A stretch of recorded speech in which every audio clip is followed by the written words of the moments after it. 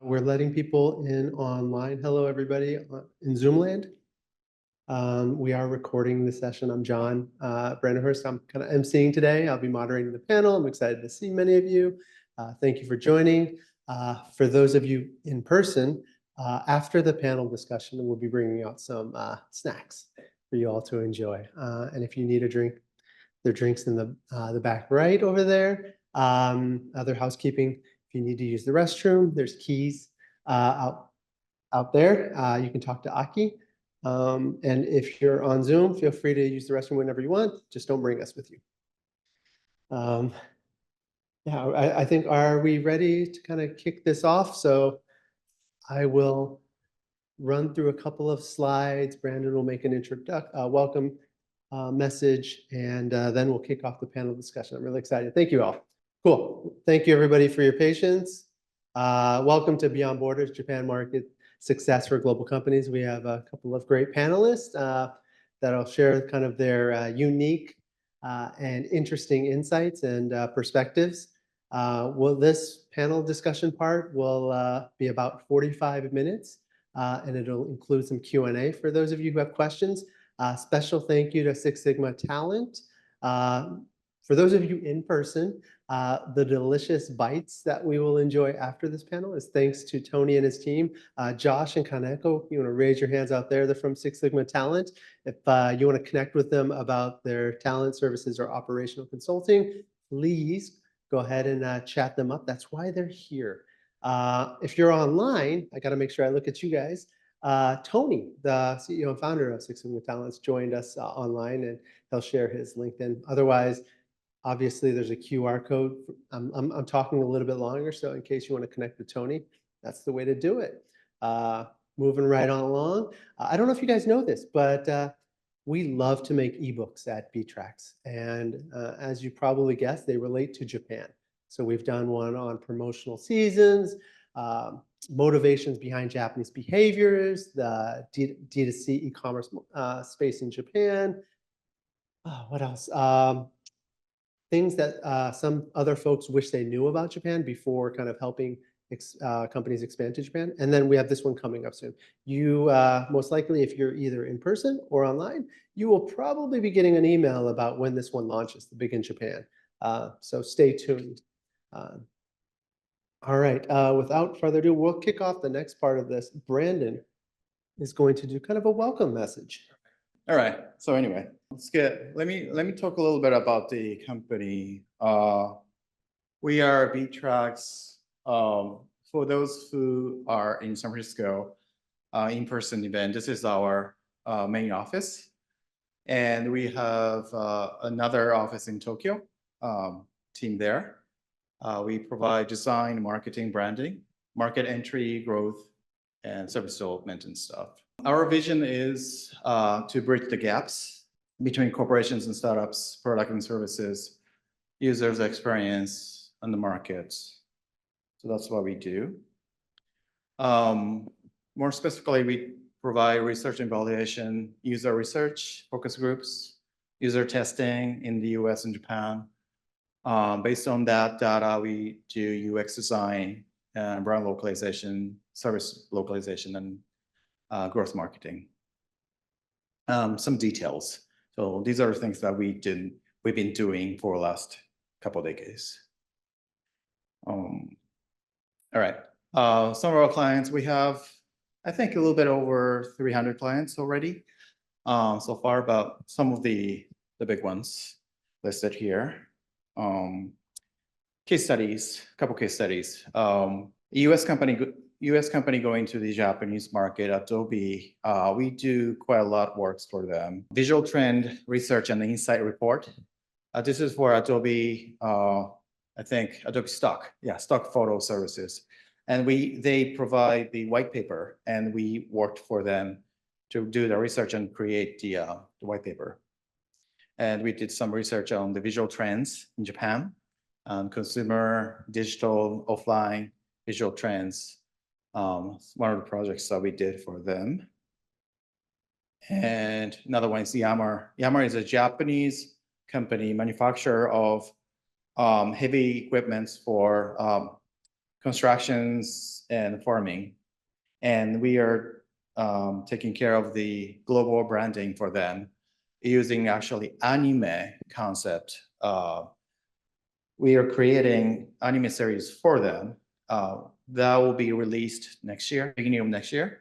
And this is some of the shots from exhibition at Anime Expo last year, the largest anime conference in the world.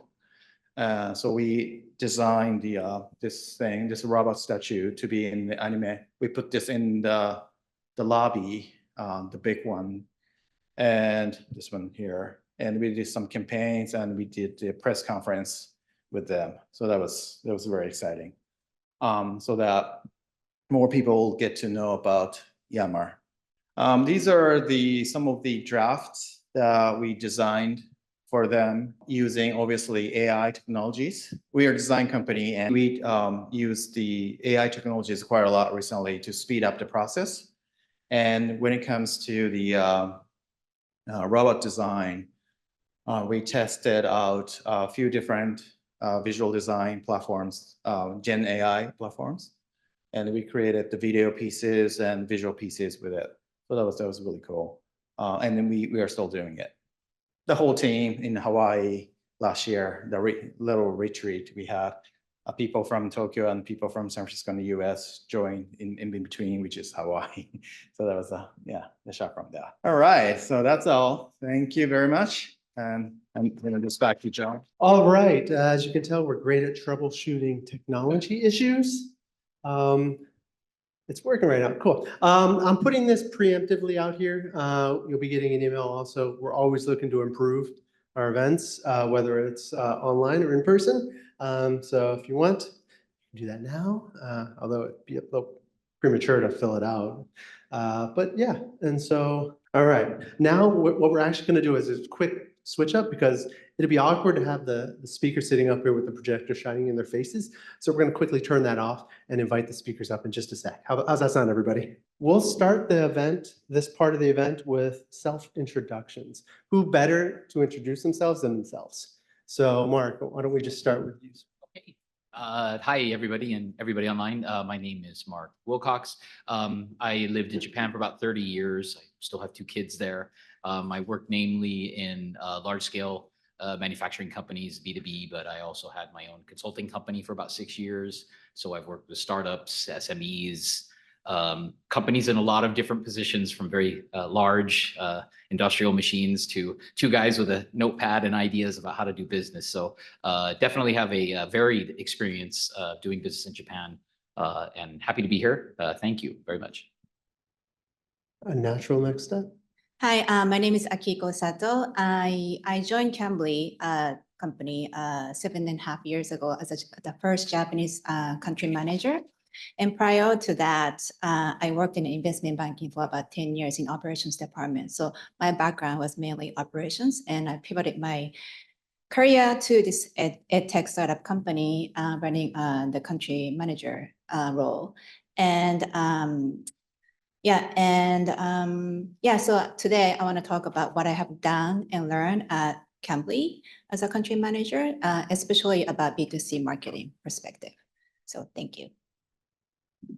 Thank you. My name is Mana Hashimoto, and I am a business producer and account manager at Btrax.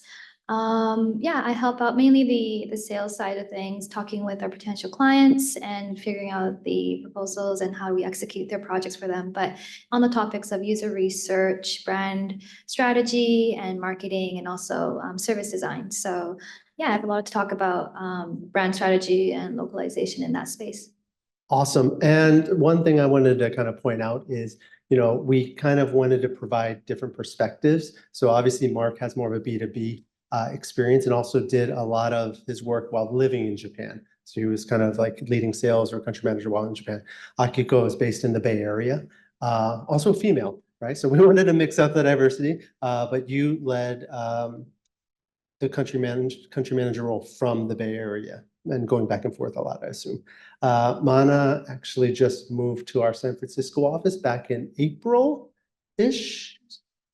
January, at some point in the last year, after being in the Tokyo office for quite a while. And before that, she was also based in Tokyo. So hopefully, we can kind of tease out some interesting insights. We'll kick it off with kind of a softball of a question, I would say. And it's basically, around market entry challenges. So what are some do's and don'ts, or what have you seen around, what are the most common missteps companies have made when entering the Japanese market for the first time? We'll start with Mark again, and we'll roll right back, and then we'll mix it up after that. Lots of missteps. Easy ones off the top. Of course, language is a huge challenge for everybody. It's a non-speaking country. In spite of they made a lot of changes over the last few years. I just came off of about a 4.5 year with Hitachi, a very large organization. So the number of younger people I saw speaking English is greatly increasing, but the old guard still tends to not be so on the language. But I don't want to just focus on that. The other big mistake I see smaller companies making is assuming that because their product is good, that's enough. It isn't. Having a good product, I always tell them, having a good product gets you in the door. Nobody buys bad products there, right? So quality, the ability to a repetitive process, those things are really important outside of just having a product that people are attracted to. I could go on, but I will not. I'll pass the mic. Good starting.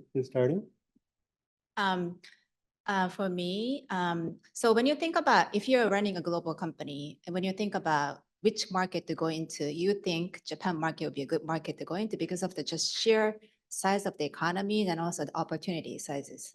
And this is probably true for many industries. And so that was the case for Cambly.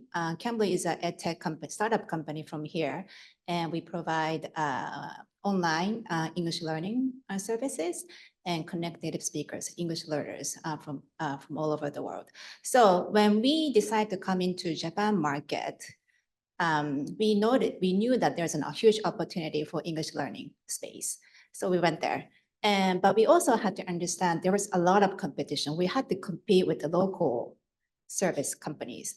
So naturally, as a foreign companies entering into a Japanese market, you're at a little bit of a disadvantage because Japanese users are used to using Japanese product, right? So we needed to understand, in order to be successful in the Japanese market as a foreign company, especially as a startup, you need to understand how you can position yourself in the market, how you can show differentiating factors, because you'll be competing with those guys.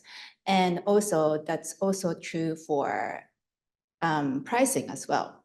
You think if you're running multiple markets, you think that in Japanese market, you can charge a little bit higher because of the higher purchasing power. But macroeconomic perspective, that might be the case. But if you look at microeconomic perspective, there's so much competition going on, especially in the industry that we were into. So we cannot really charge that high. And so you need to really understand the pricing and look at what others are offering and come up with a good pricing strategy. Yeah, that's something that I wanted to share. It's really interesting. I'm just want to reinforce Mark's point, I guess. Just understanding the people, having a local interpreter on spot. You can never underestimate. Like, I think this goes for entering any market in the world. You always think you know everything, but you really don't. So I think, yeah, any company trying to enter without someone on the ground or someone to help them kind of guide through the cultural nuances is a big thing. It'll be helpful to be curious when you're in the market. And a very specific example based off of pricing. I went to Costco Okinawa last week, and I was surprised that it was like $30 cheaper for an annual membership. And I just kind of like blew me away. But yeah, it's not. I shouldn't have been surprised. I still have my Costco membership in Japan. Oh, really? Absolutely. That's a better deal. Absolutely. There you go. So if you walk away with anything, go to Japan, get your Costco membership, come back. So yeah, next question, which ties in nicely, is understanding Japanese consumers. How does the Japanese consumer behavior differ from that of Western markets that you've seen? And this time we'll start with Mana. Sure. Well, at Beatrix, we do a lot of user research, and I'd like to bring up an example from there. Yeah, like I think when it comes to kind of trying to getting the thoughts and perspectives out of an individual user.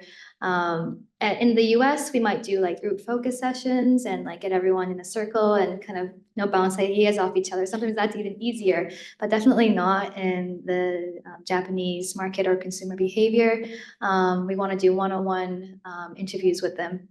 So like in the past, especially on like very sensitive topics, you wouldn't think it was sensitive, but like we had one interview about gut biome and gut health and aging in Japan. So we had to be very nuanced in how to deliver this question, how to get our recruits as well. So yeah, that's just one out of many things that are differ in the Japanese consumer behavior. Okay. So for Japanese consumers' behavior versus other markets, one of the things that's very notable is that Japanese consumers' expectations against the service is very, very high. You know, when you go to Japan, Japan is known for having a very good, high quality customer service. So that's what Japanese people are used to. So when you're running a global company entering into Japanese market, one key thing that we have to do is to create a very strong customer support team, especially if the product is a global product and you cannot afford to make changes that matches the needs for each regions. And then the customer support team plays a significant role to close that gap. So we need to build a customer support team who knows how to empathize with the Japanese users, who understands Japanese users' needs, and go beyond to try to help those users be like be obsessed with the customers. So that's something that it's key to get into a Japanese market. And that's more so important in Japanese market than other markets, I think. A quick follow-up question about that, actually. In terms of customer support, it might be case by case, but is it important to have kind of phone support, text, chat, line? Like, Yeah. how do you make those decisions? Yeah, we did mainly only emails, actually. There were some Japanese users actually requested phone because some companies do that too. But we just, as a startup, we cannot really do that. So we just did email using Zendesk. And but we created a strong team. We created a system that allows us to respond and treat those questions in a timely manner. So that was fine. Yeah. Good deal. All right, and Mark. So both of these comments are, yeah, I don't take notes. Most of my business was B2B, so I didn't deal so much on the consumer side of things. What I can tell you is that if you want to understand the Japanese consumer, especially on the service level, go to Japan.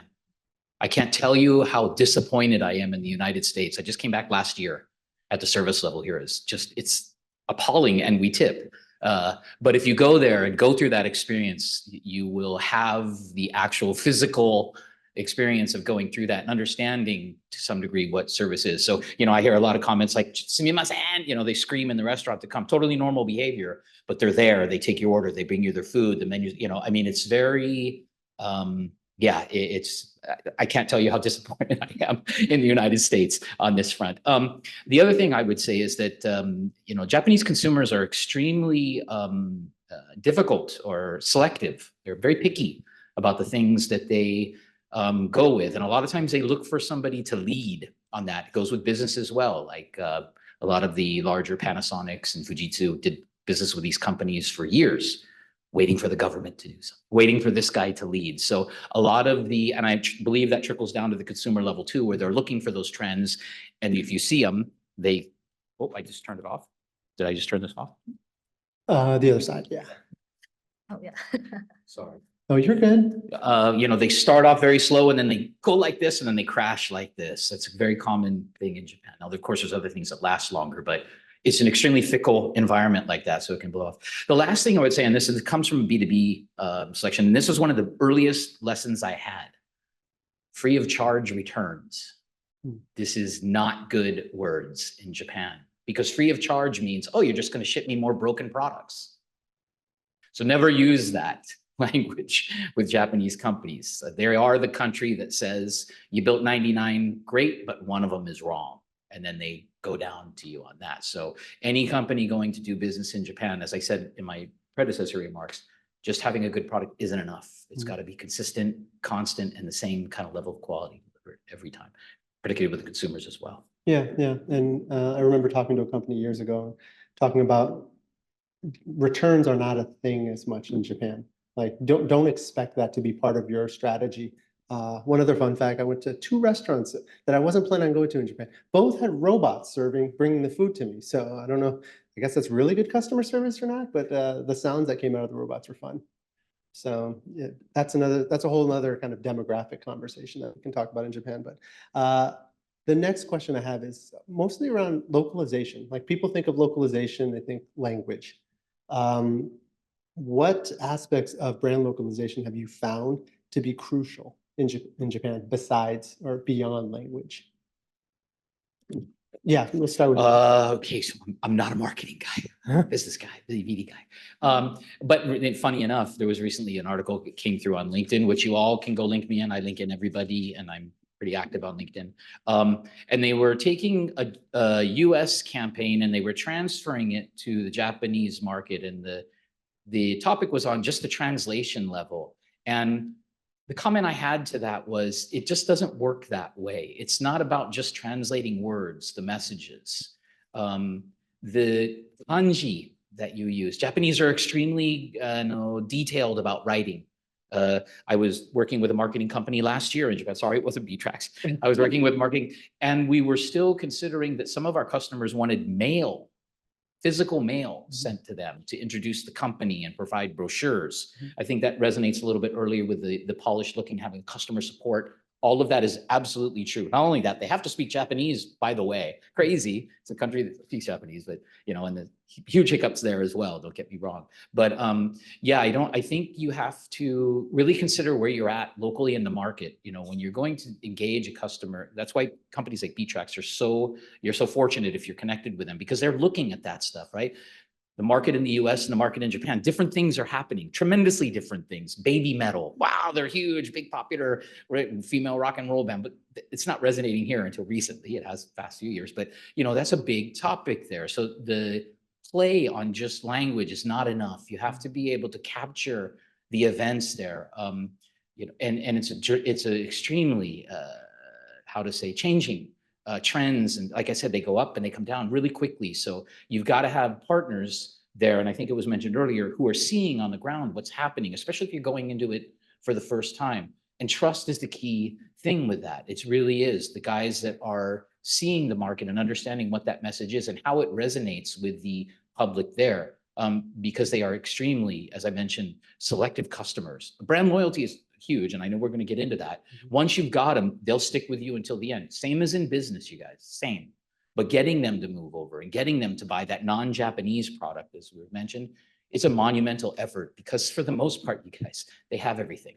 They're already doing it. They've got a Japanese guy that does it. I look at technology every day. That's what I do. I look at the 10%, the differentiator, the technology they don't have that we can bring to help them. And I think as any company going into that country, we talked a little bit about this earlier, some of the dynamics between, for example, Thailand. My wife's Thai, right? Thailand, every electronical, IT related thing you have there is foreign. So they're really okay with all the foreign goods. In Japan, I mean, Toshiba, they sell TVs, right? There's very little Samsung or Hisense or none of that. So, understanding that market, and even if you don't, making the investment with companies like B-Tracks, I know I'm going long, sorry, is really a great investment. Or, a competitor of B-Tracks, it doesn't, but having a partner there and being able to get that kind of market knowledge is really important. Sorry, you guys. Yeah, so as I mentioned earlier, and as also Mark mentioned, that creating a trust is very important to create brand loyalty as well.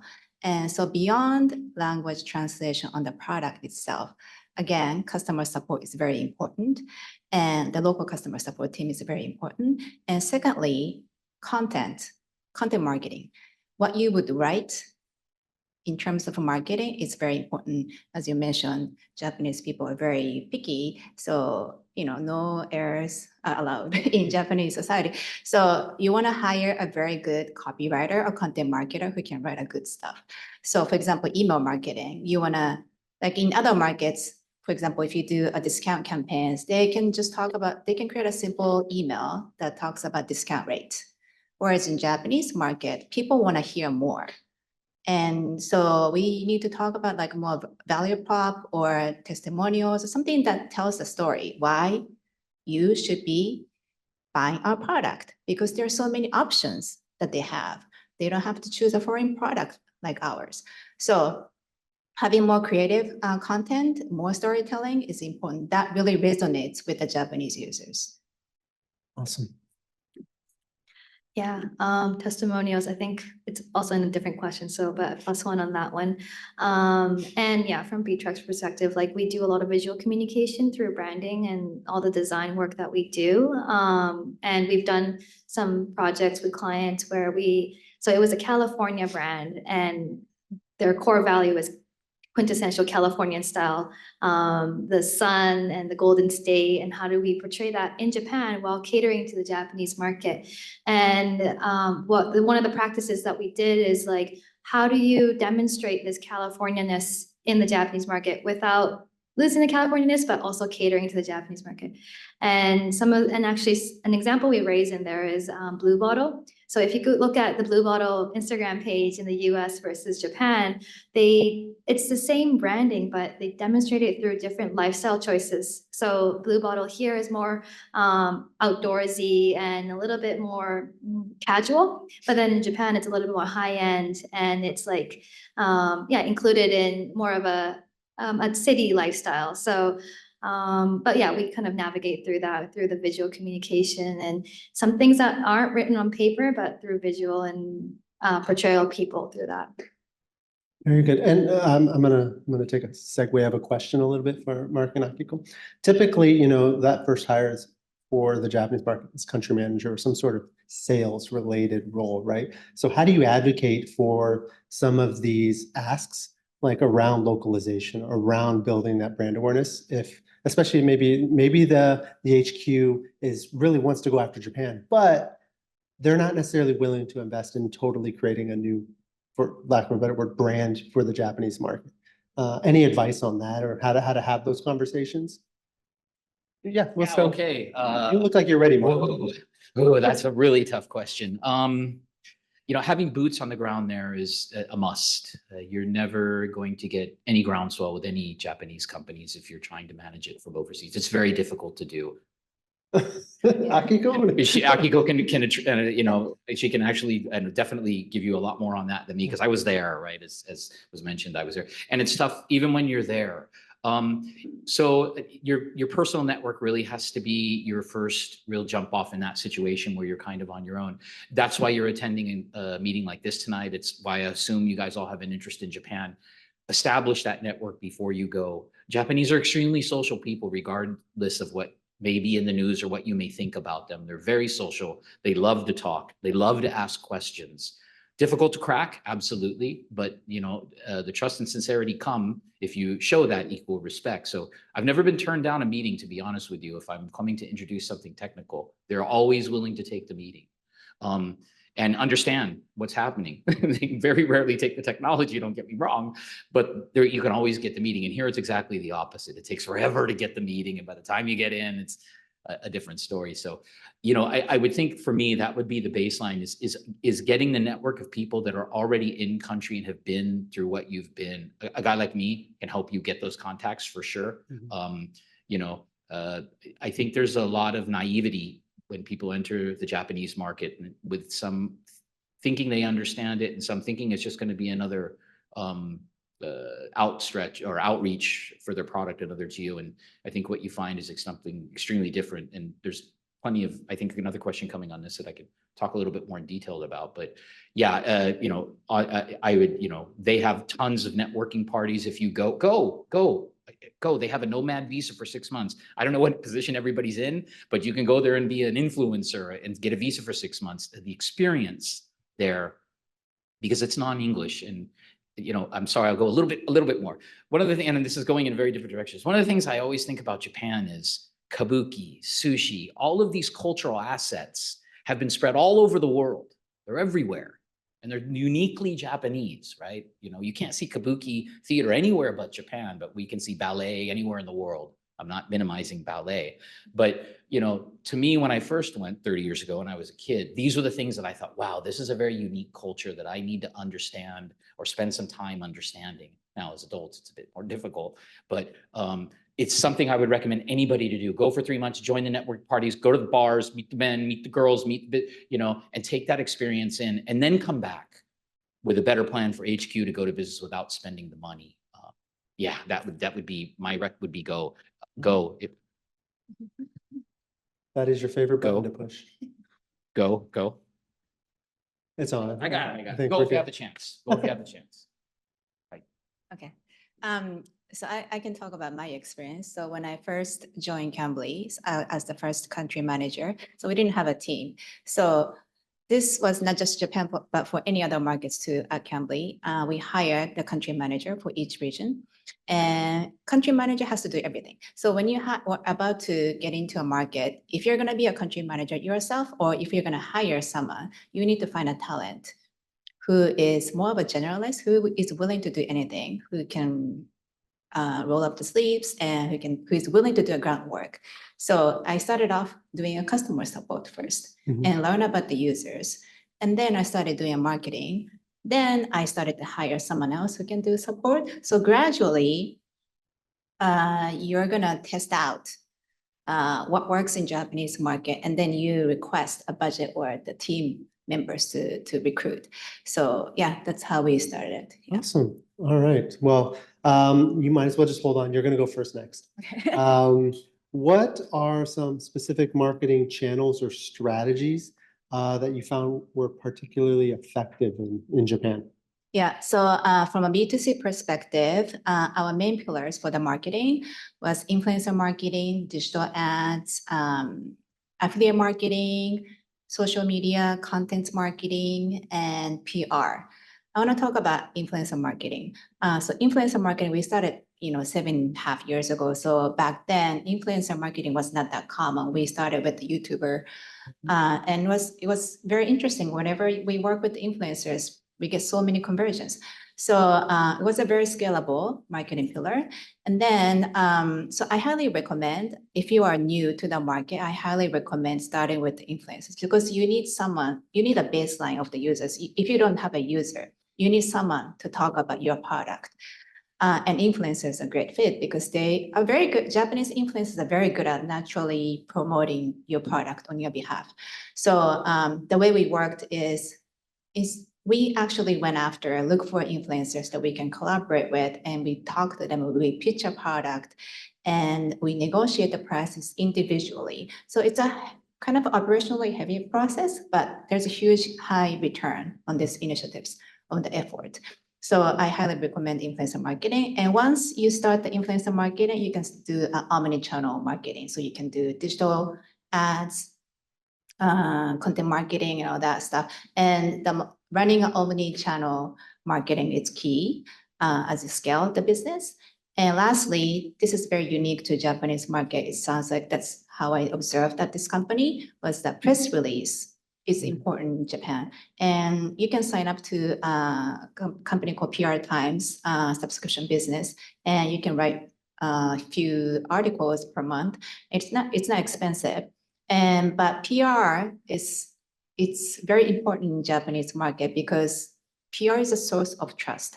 So if you continue to continuously bring something through the PR, sometimes you get picked up on newspapers.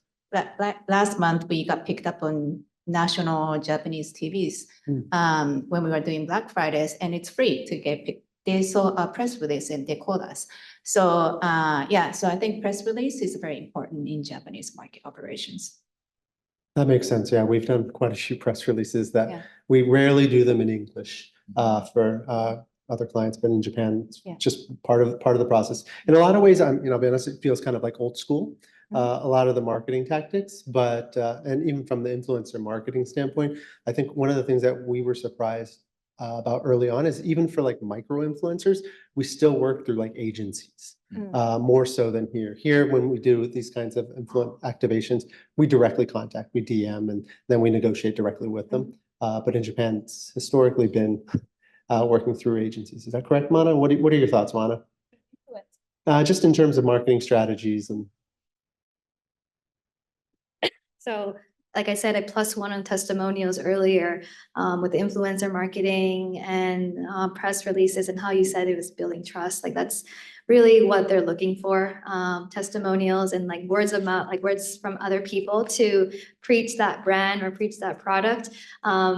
Even recently, I'm working with a certain B2B scientific equipment manufacturer, and we were suggesting them to create testimonials and, you know, interview people that are their clients that are using their products, because then that builds trust to their brand. Currently, they are a non-Japanese brand in Japan, so they have to compete with the other Japanese brands. And in Japan, there's also like, oh, Japanese brand is the best. Like, let's choose a Japanese one over the foreign one. We don't know if the foreign product, if they're because it's such a scientific, like precision product, they need the technical people to come and support them. So to build that trust is just so important for their brand. So testimonials is also one way of building that trust, I think.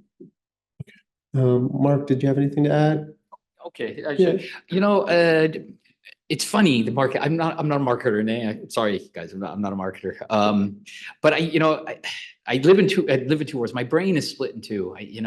Japanese love foreign brands. They love them. Just because it's foreign. And where I see this now is China. Do you know that most Chinese cars have a LiDAR on top of them? They don't use them. They have them there for fashion because they look cool. LiDAR's like $3,000, like $4,000 cheap. Japan's very much the same way. Yeah. They love that foreign brand. They want it to be excellent. And they all assume that you've gone through the same processes and confirmations. And that's why some of the companies are difficult to partner with, because it hits their reputation at the end because it has to work. Right. But they gravitate to foreign brands. I mean, sometimes I see the friends now at the same time, right? They love the Japanese brands. I'm a huge Toshiba fan. Every electrical appliance in my house in Japan is Toshiba. I love Toshiba. Right. But I'm not a big foreign brand, but my daughter, 22-year-old, she loves foreign brands. It's because if it's Japanese, she doesn't want it. So, I mean, it's really an interesting dichotomy in there. And I think it's why it's so great for marketing. Yeah. Well, go ahead. One thing is, I think they have to do it right. If it's a technical thing that requires, like, if it's going to impact, for instance, the scientific equipment, it's going to impact all the research results as well. So they're really like the scrutiny around how can we trust this product. If it's like a casual brand, I think it's a whole different story. But also one thing is, when they localize their product, like if you're Japanese, you can notice that it's Google translated like through a machine. So that's why the very first question about having an interpreter on the ground and really proofreading and native check of that language, and also the branding if it's aligned, because we can notice right away if it's gone through a machine. Well, and tying that with marketing, right? So there are certain foreign brands that I think were really successful in Japan because of their marketing campaigns. Some that come to mind are Kit Kat, KFC. Like there's some really interesting case studies, and maybe they're not popular year round, but come Christmas, KFC is in a lot of houses, and yeah, exactly. And so I grew up in Japan, always having KFC over Christmas time, and so like I think a lot of it is. If you, and I don't know how much of it you can predict per se, but like Kit Kat, just kind of like from a language perspective, it just makes sense during certain times. And so really interesting. I know we're running low on time, so I'm going to skip the next question around brand loyalty, partially because I feel like everything you've said has tied into brand loyalty and how to make that connection with consumers and or partner companies. But I would love to hear, we've been talking about a lot of different things. What other lessons would you kind of want to share about the companies or startups you work with in the Japanese market? Anything you haven't shared yet that you think is valuable for people looking to help companies or grow their own companies in the Japanese market? We'll start with Akiko-san.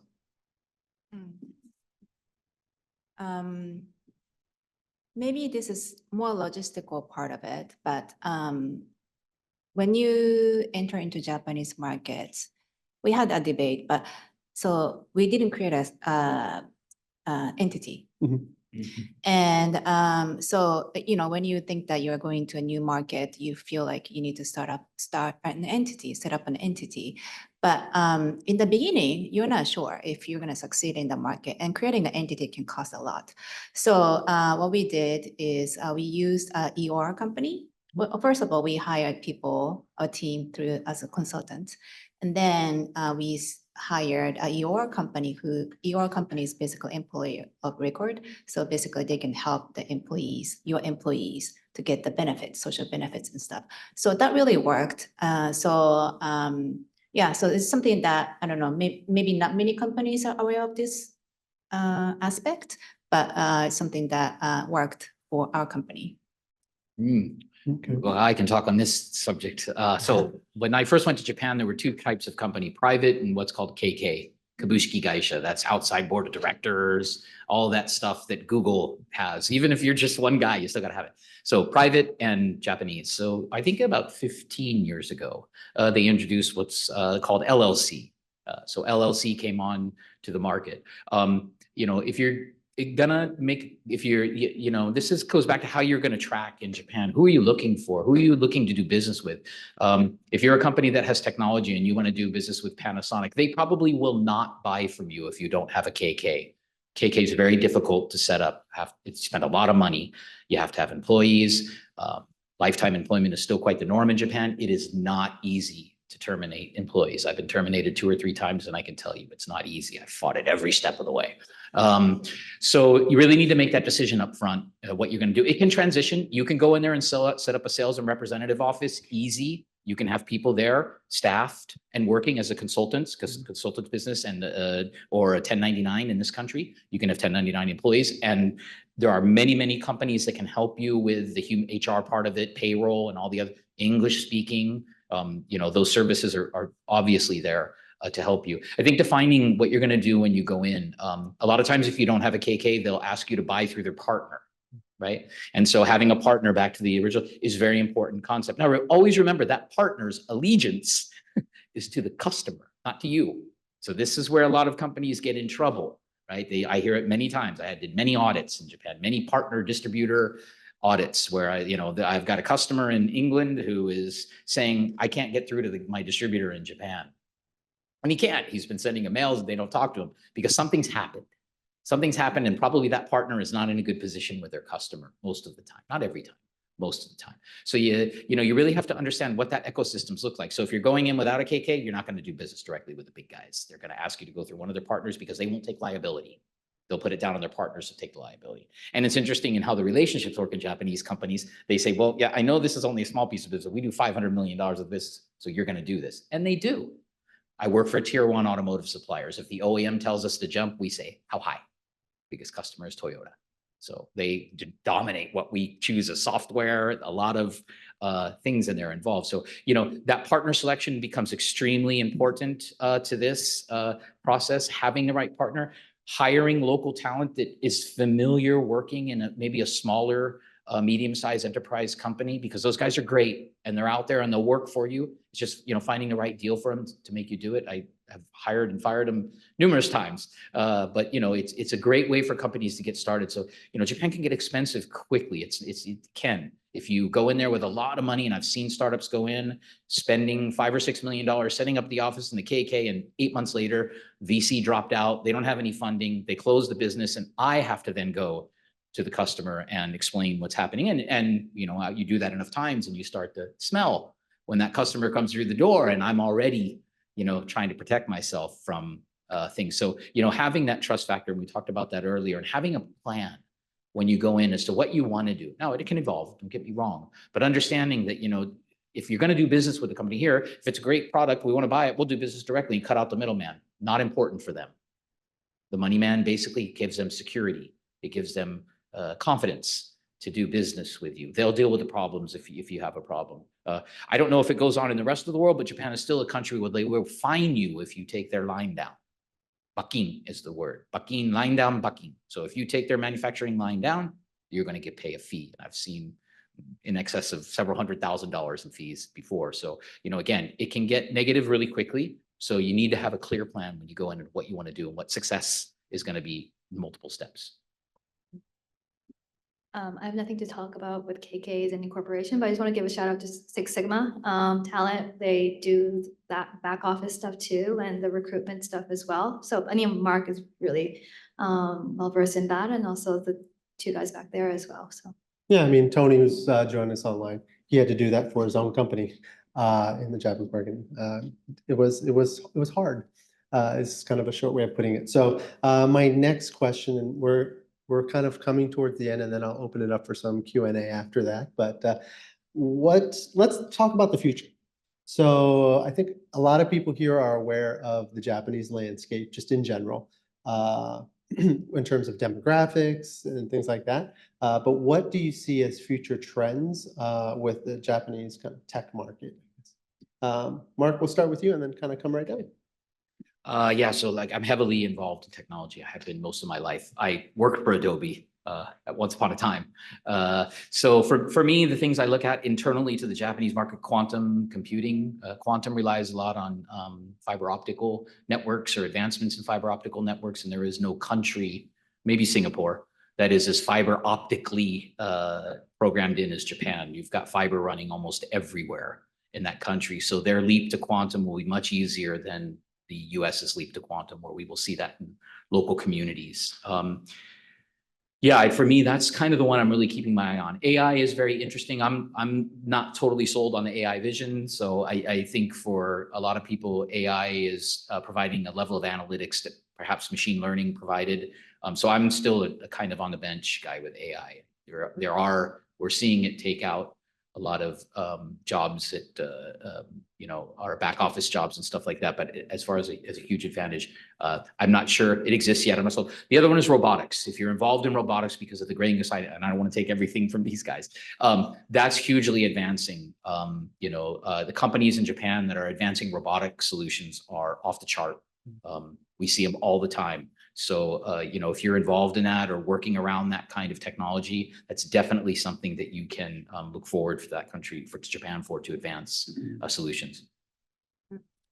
Yeah, I think AI is the next thing that would be a very high demand in Japanese society, Japanese markets. And yeah, Japan is like heavily invested in AI. So when we at Cambly, when we launched AI related features, Japan was the highest market that had the most engagement. So there's like a big hype in Japanese market about AI. So if you have any AI features in your product, I think it's a good place to go. yeah, agreed on that part. I think Beatrax Japan is having an AI event today or something soon. But yeah, I think Brandon, you have more to speak about AI. Would you like to add on to this? Speaking of hype, let's have Beatrax hype man, Brandon Hill, come back up. It's funny, like when we talk about like AI, we all talk about like the US and Japan, but we are organizing this promo event in central Tokyo, Ginza, today within a few hours for Chinese AI startup, GenAI, because China is as strong as the US when it comes to AI services. And one of our former employees, a Chinese woman, went back to China and she joined this GenAI startups and contacted me. Hey, Brandon, can you help us out expanding to Japan? Because Japanese is a huge market for AI landscape. And there is no clear winner yet. So it's a good timing to get into the Japanese market. And, they're a Chinese company, but as you know, like they brand themselves as a global company. So that it doesn't really matter if it's China or not, but it's really nice. It's really good video generation, GenAI service that I use for myself. And today we have an event with the CEO of this startup coming from Beijing, and a couple of AI influencers, local influencers in Japan. And so far we have like 72 people signed up for 40 people capacity event space. So it should be exciting. But anyway, yeah, there's huge interest and attention given towards the AI, especially the GenAI, graphics, text, ChatGPT, for corporate use and personal usage. So Gen AI is huge, especially the consumer side of point of view. Yeah. Anything else other than AI that you want to shout out? When it comes to tech, Yes. robotic is one thing, and automobile obviously is the number one industry. So that's definitely is. And Japan has a shortage of labor, aging society, lack of people, especially younger people. So workforce wise, they need to replace manual labor with automated systems.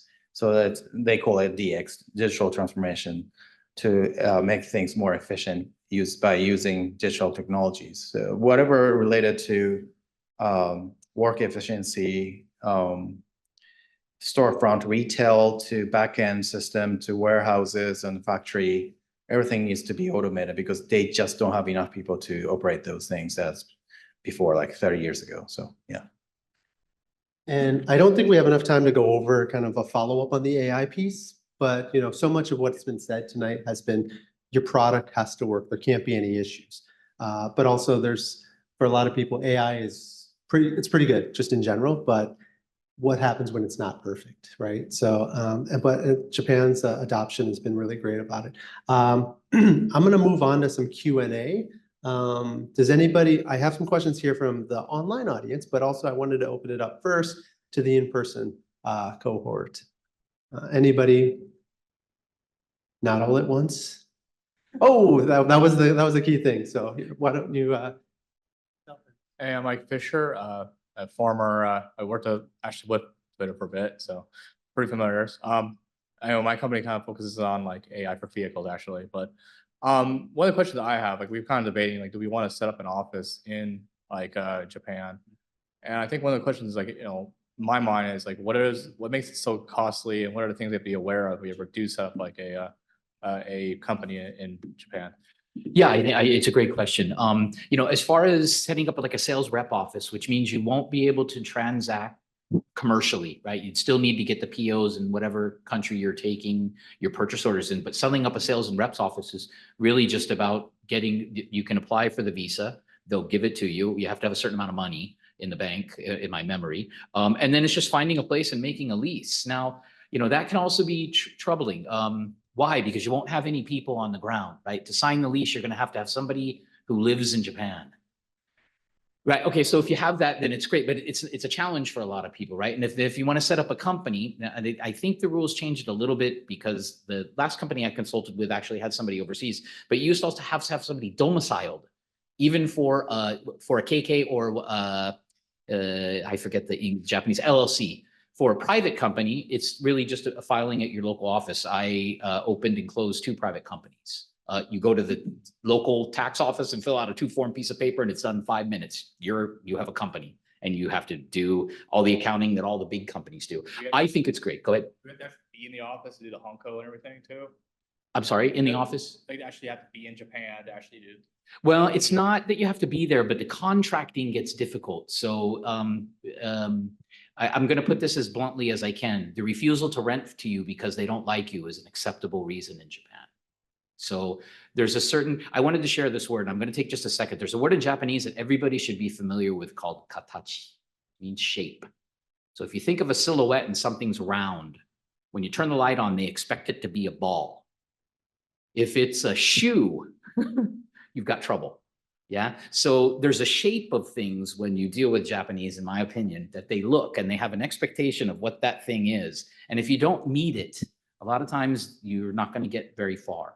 So having an office in Japan, must, if you want to do business directly with the Japanese, I think it's an absolute must. And having a sales rep office is not difficult to do.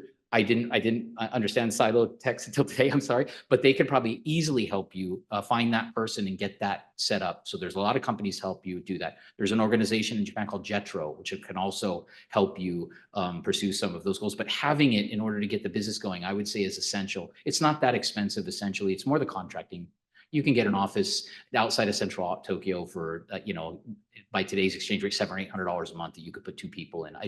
I don't know what your business is specifically, but if it's just a sales rep office and they can do business calls and they can do everything, Just can't cut POs. That's the only thing you can't do. So I don't think the entry is difficult. And as I mentioned, they want it for the most part. It's just, I think that if you think you're going in for 3 months, you shouldn't do it, would be my, you need to more have the 1 year, 2 year, 3 year investment plan. And a lot of startups don't. They don't conceptually go at it that way. We'll test it and see. And if it doesn't work, we'll get out. You never get back in after that. Once you've done that, you pull back out. It can be brutal trying to get back in. All right.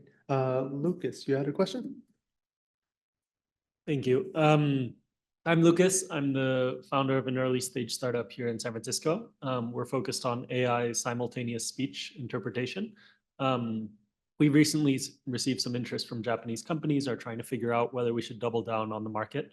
I thought it was quite interesting what you mentioned in terms of how they think about returns and how it's kind of a different framing in Japan compared to the US. Is it similar in terms of free trials? And what's the concept there in terms of offering free trials for software products and how we should think about having paid pilots versus not paid pilots? I may have a contrary opinion, so I'm going to let everybody else go first. For consumer products, there are certain rules for consumer protection regulations. So in our case, it's called cool off period. So if a consumer purchases your product within 8 days, you can get a full refund.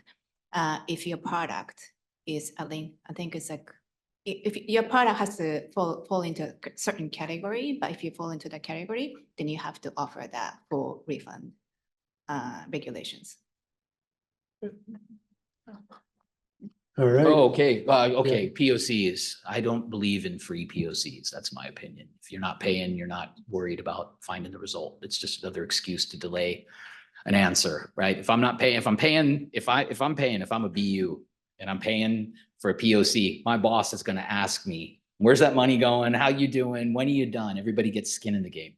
That said, I worked at Hitachi for 4 years. I think I did 6 POCs for no charge, and we paid, I think 40 to 60 grand for one of them. So, it depends on the size of the organization, but, I would never advocate anybody to do free POC. I think no matter what it is, it's both people have to have skin in the game or it's not. And look, I've been in meetings with reputable companies that have walked out of meetings because the Japanese guy said, no, you got to do it for free. And he said, look, that's not how we do business. And that was the end of the meeting, literally. So, you got to feel your customer on that, I think. Generally they want it for free. But, at the same time, if you throttle them a bit on it, you'll find that if they're interested enough in your product, I think it's a good barrier to understand how interested they are.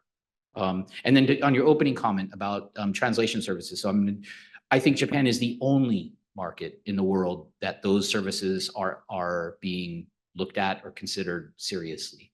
Every company I see that does translation services, most of them are Japanese, to be honest with you, because everybody speaks English everywhere else for the most part.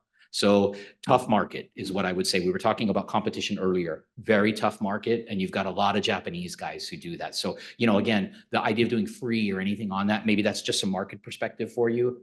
I wouldn't do it because by them paying, it means they're actually interested in what you've got. And that's gold, right? You can take that to the end, may not work out, but you're going to go to the next step. It's the free POC stuff that for me, it's just a non-conversation. All right, a couple of quick questions from the online community. Thank you.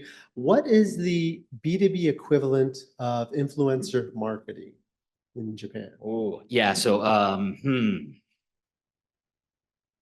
So as prior was written, like testimonials and Kiji, newspaper articles, hiring professionals or experts to speak on you in trend magazines, because they read them. And, Japan still has tons of printed material. It's, it's not country like that. As I mentioned earlier, literally, we talked to a marketing company last year, and it was locksmiths, you guys. I was doing smart locks for this company. And locksmiths are old guys, right? They want to get their material in writing by mail, right? Crazy, I thought, but that's what they wanted. And it was expensive because they wanted it nice and it's got to look good and you have to present it the right way. As everybody was letting you know, all that stuff is true, you guys. It's all true. So sometimes it's good to talk about who else you're doing business with, but sometimes it's not. I can't make a recommendation either way. You're going to have to read the room. it is sometimes the best. Your customers are always your best salesperson, but it can lead into trouble because Japanese tend not to like that. Well, if they're using it and they're my competitor, I'm not going to use you. Can be the pitfall you fall into that. So I'd be careful about how you effectively market to B2B. Yeah. And I think one answer to that is Twitter. There's still very much a heavy B2B presence. There are influencers. I remember talking to Brandon, asking about, well, what is the equivalent of influencers for AI in the Japanese market? And there are people popping up that are AI influencers. And I would say, I mean, that kind of is B2C, B2C to B, B2B to C, but there's opportunities around that. Anything? Yeah, just to note again, testimonials. So the example again with the scientific equipment manufacturer, we were literally talking about the influencer being the equivalent of university professors that actually use their equipment and can put a stamp, a hanko on that they use that product. That means everything for that product, especially like I mentioned, they have a lot of competitors, and how do they stand out from the rest of the other products? Yeah. And when we talk about that, that's mostly through customer testimonials, more traditional kind of brochures and things like that. Yeah, and creating them just on their own website, a part of the branding as well. All right, two more questions, and then that's what's between you guys sitting in front of me and food. I guess two questions. What are you seeing quantum computing starting in Japan and wanting to expand, and or quantum computing elsewhere wanting to go to Japan? I can shortly say yes, only because one of our clients that we worked with, actually, we helped them on Japanese marketing activities. And we've also talked to a Japanese quantum computing company that was looking for global branding. Anything else that you? Yeah, I think Japan is going to be at the forefront of quantum computing as far as commercialization of it. Yeah. You know, a lot of the research is still actually right here. Ericsson does a tremendous amount of research in their facility down here in Silicon Valley, but I think commercialization and the rollout it will happen in Japan more quickly than anywhere else on the planet. Okay, and this last question, actually, I just had a meeting. I was in a meeting earlier this week that talked about this same topic: is how is the outer space ecosystem evolving? I will have gone to 2 space-related events within like 3 months by next week. And with the focus on Japanese companies expanding, whether it's to the Bay Area or, so I'm based in Colorado, so there's a lot of interest and a lot of companies out there. But anything that you all have seen around outer space? Purely anecdotal, but if you're familiar with GPS systems and GNASS systems, you might know that GPS is not the only one on the planet. Yeah, Russia has one, Europe has one, China has one, India has one, and Japan has one. It's called the Quasi-Zenith satellite system. It's been moving in an elliptical orbit through North and Southeast Asia for about the last 10 years. And what's very special about it, it does not just provide GPS within 6 centimeters. It also provides Z access. So they'll be able to soon tell what floor you're on through a GPS satellite system. So it's getting very good. Mitsubishi produces that product. I just posted on it recently. If you linked in with me, there's an article that you could jump to and read about it. But tremendously huge system. JAXA is a space agent. I can share with you on my other, I see a lot of space stuff coming from Japan now. Guys, I listen to 60 to 70 startup pitches a week, sometimes less, sometimes more. But a lot of the space concentrated stuff are coming out of Japan now. Very good. And one last fun question. What is your favorite global brand that you've seen in Japan? And it might be a famous one, it might not be, but. So on brands, one, everybody who's interested in what it takes to succeed in Japan, read PG's, Procter & Gamble's success story in Japan. They went through many years of losing lots of money before they got it right. Mars is the other company when you talk about Kit Kat. Master Foods. Japanese people think Master Foods is a Japanese company. TI. Japanese company. That's where you want to get to in this. So, for me, the best brand I had was probably French's yellow mustard, but I just love yellow mustard, and it was difficult to get when I first went there. So Mexican food was also, it's not a brand, but Mexican food was really tough when I first went there. It's a lot easier now. So a little bit anecdotal. Okay. Akiko-san. I would say Nike. Nike has a very good branding strategies in Japan. Like they don't hire Japanese local people to represent the company itself. Like in terms of marketing, they use foreign people. Mhm. And it's still, you can still generate a lot of demands, but for our company, it was a little bit harder. Like you have to represent local people as a marketing effort so that people feel like more resonate with the service. But Nike is like, I think it's going beyond without showing your local presence. So I think it's a great, brand. Okay, and Mana? My favorite are a little smaller, but more so based out of SF. Little boutiques. I like a Dandelion chocolate, Blue Bottle, and my favorite is Verve coffee. If you notice on Verve, they have SF, SC for Santa Cruz, and Tokyo. Mhm. So when I found that out, that was like really big for me because I love Verve coffee, but it's just only California and Tokyo. But yeah, Dandelion, Blue Bottle, Verve, they've done an amazing job in Tokyo. They're all over the place. They're more accessible than in SF. So I've just always had a radar on those little brands. It is interesting that you just name brands that instead of going across the US, they expanded to Japan before going east.